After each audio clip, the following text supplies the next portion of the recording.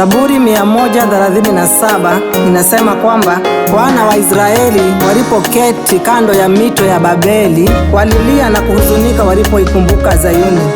Wakatundika vinubi vyao kwenye miti na kujiuliza ni vipi watakavyouimba wimbo wa Bwana katika nchi ya ugeni. Oh, haleluya. Abs on the beat.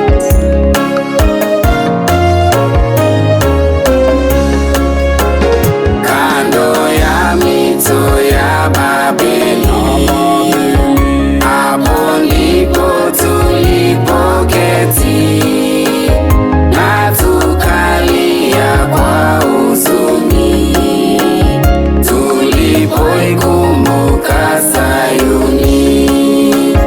Kando ya mito ya